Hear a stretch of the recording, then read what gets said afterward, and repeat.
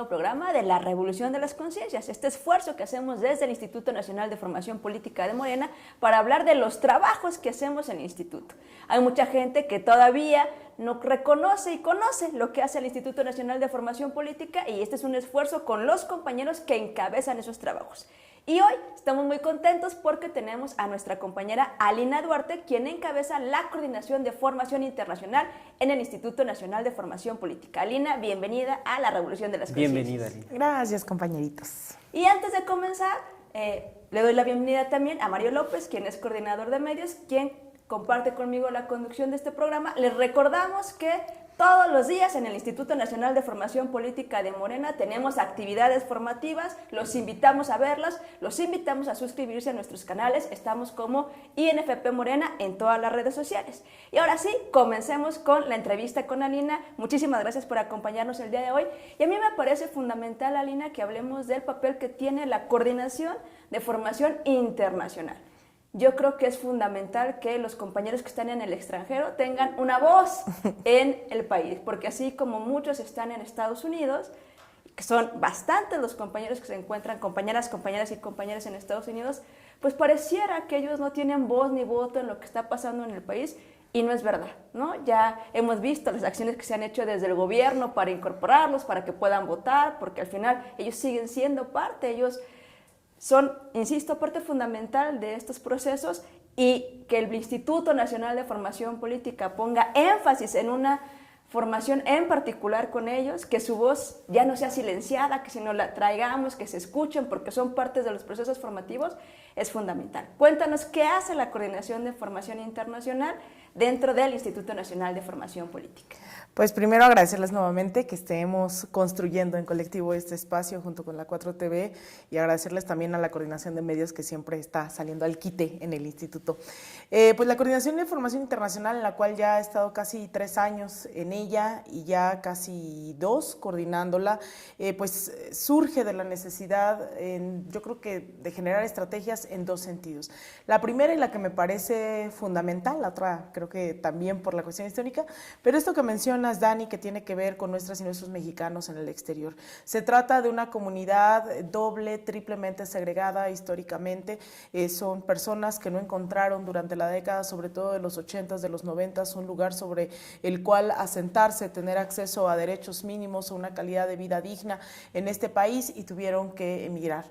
Fundamentalmente migraron hacia Estados Unidos. Hay otro porcentaje menor con otras características, este flujo migratorio hacia Europa, y simplemente pensando en Estados Unidos son más de 40 millones de mexicanos y mexicanas en este país.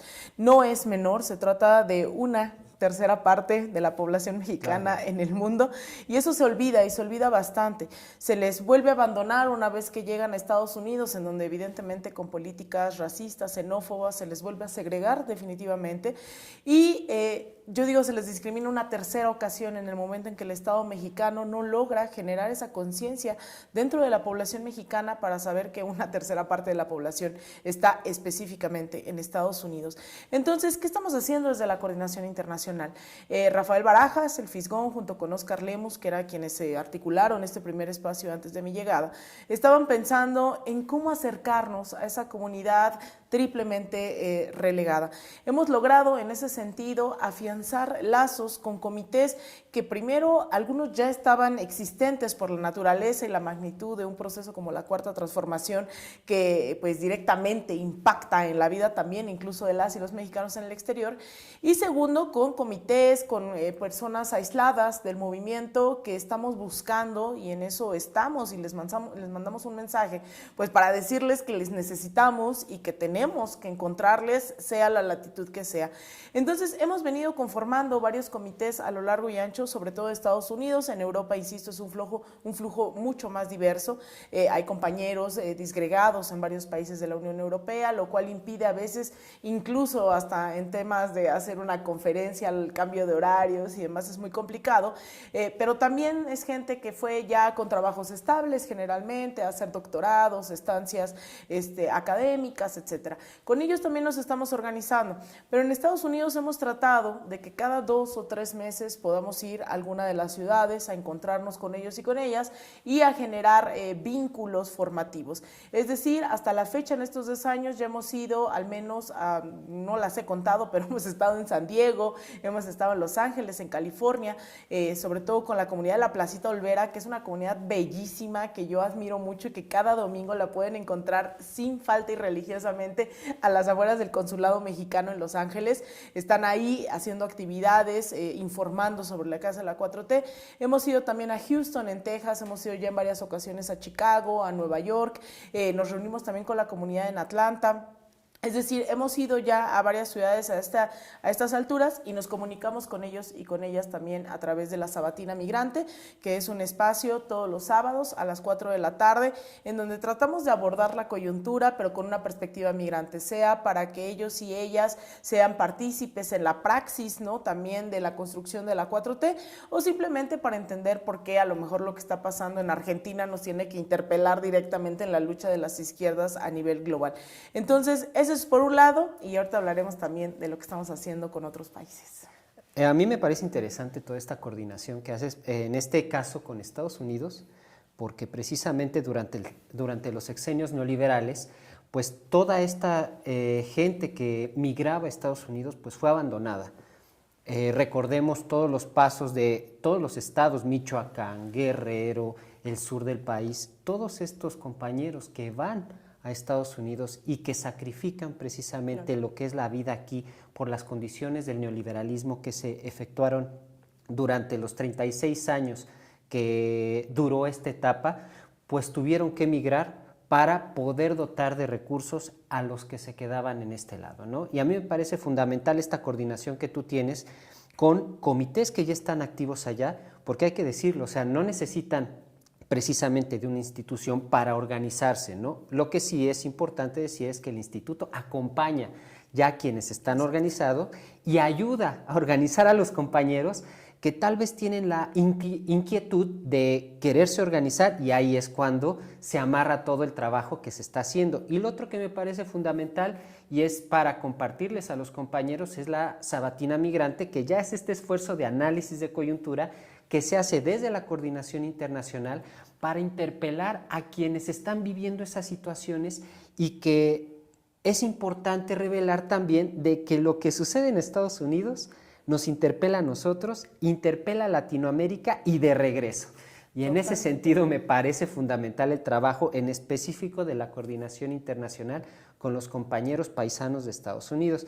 Y a mí me gustaría preguntarte, Alina, fíjate que estamos viviendo coyunturas muy importantes en Estados Unidos, va a haber elecciones, en América Latina estamos viviendo mucha actividad política, un intento de golpe de Estado en Bolivia, la ascensión del anarcocapitalismo en Argentina y la defensa de los proyectos progresistas en Colombia y en otros países. Entonces, ¿cuál es la unidad o cómo es que podemos trabajar desde el Instituto Nacional de Formación Política de Morena con estas otras latitudes y cómo lo hemos hecho durante todo este tiempo?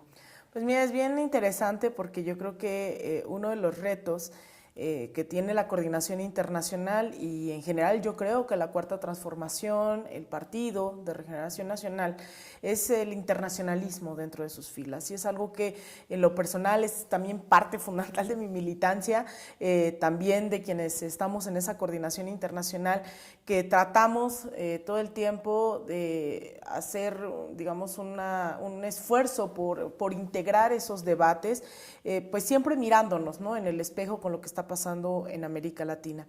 En ese sentido, hemos tratado fervientemente de establecer nexos con otros institutos de formación política, con experiencias que ya llevan décadas en esto, ¿no? Y yo siempre cuento que de las primeras veces que yo fui a Venezuela, me comentaban, es que cuando nosotros estábamos empezando este proceso de la Revolución Bolivariana, no sabíamos por dónde empezar, ¿no? Qué debatir, hacia dónde construir, dice, y de repente pues la Revolución Cubana ya nos llevaba pues de largo, ¿no? Y entonces se hicieron muchos esfuerzos de colaboración entre el Instituto del Partido Comunista Cubano y del que se formó, porque en realidad no existía el Partido Socialismo Unido de Venezuela, se crea como una herramienta de transformación para la Revolución Bolivariana y empiezan a colaborar un montón.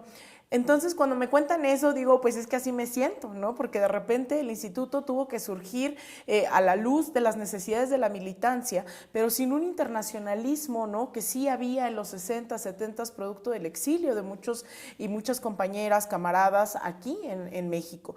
Eso no necesariamente lo estábamos viviendo, pero lo que nos ayudó muchísimo ahora, o nos ayuda mucho la coordinación internacional, pues es este cambio de 180 grados que se da en la política exterior mexicana. El presidente López Obrador ha sido el primero que ha internacionalizado la Cuarta Transformación a través de hablar del golpe de Estado en contra de Pedro Castillo en Perú, de darle asilo a Evo Morales tras el golpe de Estado en Bolivia, incluso de repensar y rescatar, no sé si a conciencia o no, pues los principios del bolivarianismo, ¿no? Que es decir, Estados Unidos no es solo el gobierno, también es su pueblo, y entonces ya no podemos en pleno siglo XXI, después de 2 siglos de doctrina Monroe, pensar que podemos integrarnos y tenemos que colaborar de la misma forma. Entonces, cuando México es presidente pro tempore de la CELAC, de esta Comunidad de Estados Latinoamericanos, creada por Fidel Castro y por Hugo Chávez en un principio, pues lo que él dice es: vamos a repensar la alianza entre los pueblos. Y eso es lo que estamos tratando de hacer. Estamos tratando de establecer nexos con el Instituto Kirchner, con el Instituto Patria en Argentina, con el Instituto Lula también, con el Partido de los Trabajadores en Brasil. Hemos tenido muchos diálogos también con el Instituto Simón Bolívar, con el Partido Socialista Unido de Venezuela, en el caso de Venezuela, pues en el caso de IDEAL, que es un esfuerzo de compañeros y compañeras ecuatorianos, que es curioso porque es un caso de militancia aquí en México, porque lo hacen desde el exilio, pero también tenemos interlocución con ellos y con ellas. Entonces, en general, ¿no? También hemos hablado justo con, yo sé que saca ampollas, ¿no? Y ronchas, pero también justo con esa parte política ideológica en Cuba, que todavía no hemos logrado establecer nexos.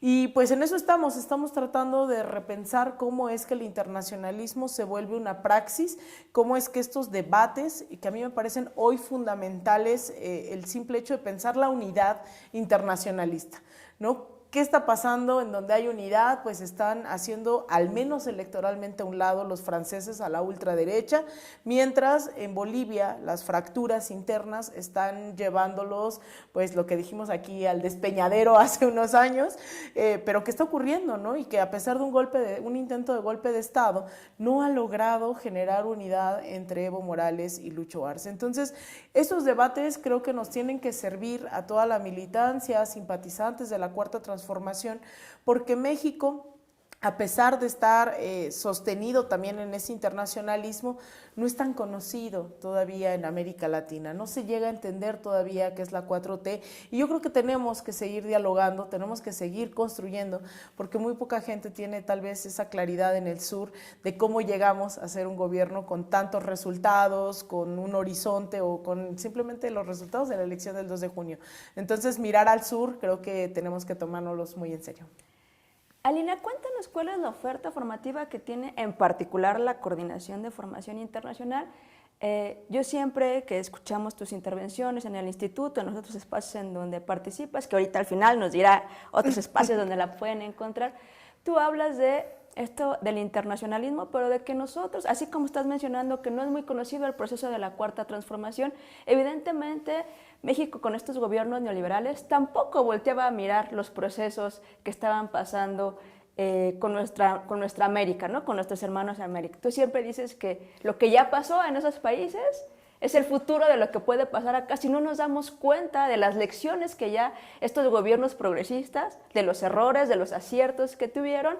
Pero creo que es importantísimo decir que, aparte de ser la coordinadora de formación internacional, tú eres periodista, ¿no? Y que has tenido la oportunidad de cubrir todos estos procesos en América Latina, lo cual nos permite traer estos temas, estas inquietudes que has vivido en carne propia, y creo que eso se ve absolutamente reflejado en los contenidos que ofrece la Coordinación Internacional de Formación, y que creo que es importantísimo que los menciones, porque nosotros sí estamos viendo desde el instituto más allá de lo que está pasando y estamos haciendo un esfuerzo por explicarle a los compañeros de otros países el proceso interno que estamos llevando en la Cuarta Transformación.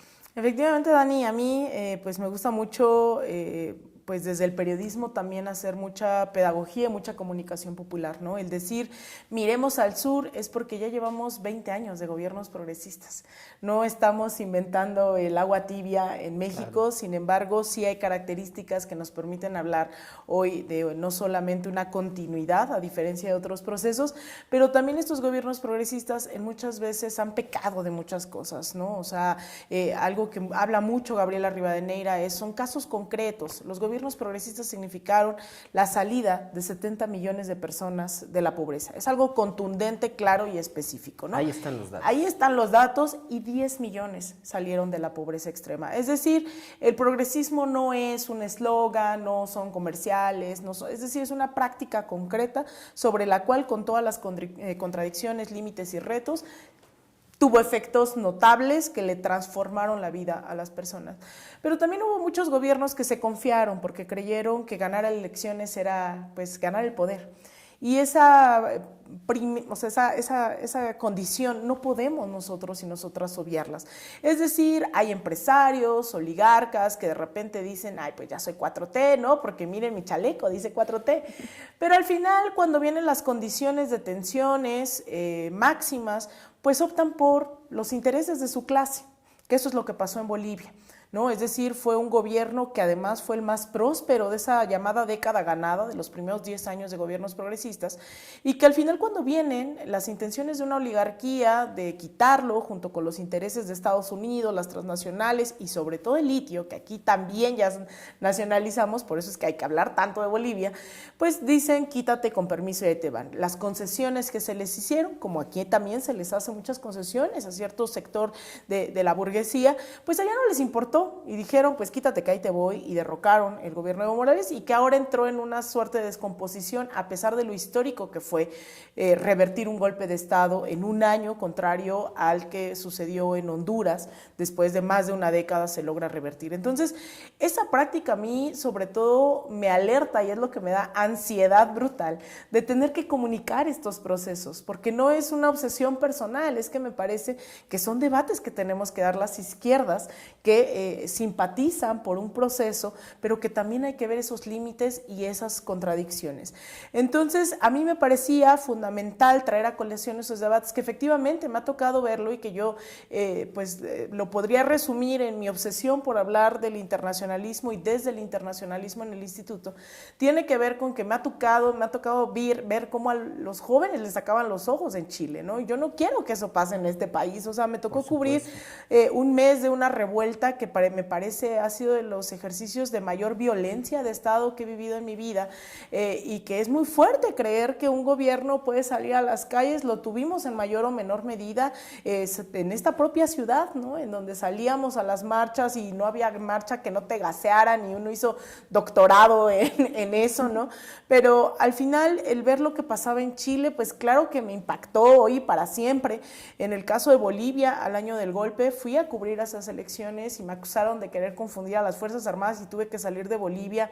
Es decir, varias experiencias personales que me orillan no solo a creer, sino a practicar ese internacionalismo, pues en este espacio que además se vuelve un sueño, porque no es como que en todos lados te dejen hablar de lo que te dé la gana, y la verdad es que el instituto pues es ese oasis en donde uno puede hablar de las críticas, las disidencias, los logros, las contradicciones de las izquierdas, pero también alzar la voz bien fuerte en contra del genocidio en Palestina, decir basta de golpismo en toda América Latina.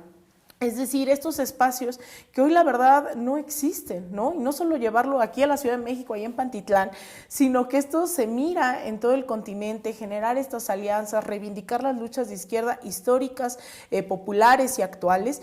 Entonces, por eso es que nosotros creamos una serie de oferta, que pues todos los lunes nos encontramos a las 6 de la tarde a través de las redes del instituto para hablar de las reflexiones de sur a norte. Es traer a colación el tema de la unidad, es traer a colación lo que está pasando incluso también en Francia, lo que está pasando en varias latitudes, para que a partir de la coyuntura nos podamos generar una suerte de herramientas para discutir lo que pasa en México. También todos los sábados, lo decíamos, nos encontramos religiosamente a las 4 de la tarde en la Sabatina Migrante, pensando en construir comunidad y en poner a disposición de las y los paisanos las herramientas que necesiten, porque también es muy variada la oferta y las necesidades de la población mexicana en Estados Unidos. Hay quienes nos saludan a través del chat una vez al mes, no se conectan porque están full en territorio, organizándose y nos necesitan para ciertos temas y organizamos lo que ellos nos piden, ¿no? Pero, por ejemplo, el Comité de Atlanta se pinta solo, en San Diego, tienen un trabajo territorial muy fuerte que el instituto lo han sabido utilizar para eso, ¿no? Para lo que ellos y ellas necesiten, nos tiran un bipazo, nos llaman, nos mandan un WhatsApp y organizamos algo, mientras hay otros que hay que darle más seguimiento porque apenas se están constituyendo. Y también tenemos varias ofertas que pueden ser temporales. Por ejemplo, mientras estamos hoy hablando de esto en este espacio, toda esta semana hemos tenido un espacio para hablar sobre la historia mundial de nuestra América. Es un curso que cuesta miles de pesos en la UNAM. Es exactamente el mismo curso. Se está dando de manera gratuita en Pantitlán, lo pueden buscar en redes sociales, eso ya está grabado, lo pueden tomar, es un curso muy interesante con el profesor Hernán, que pues nos ha hecho un recuento maravilloso de toda la historia y que, insisto, es totalmente gratuito en Pantitlán. Vamos nuevamente a retomar el curso de Raíces, Resistencias y Procesos de Transformación en Nuestra América, y también vamos a empezar con un curso de internacionalismo mínimo con todos los y las observadores internacionales que vinieron el pasado 2 de junio a las elecciones.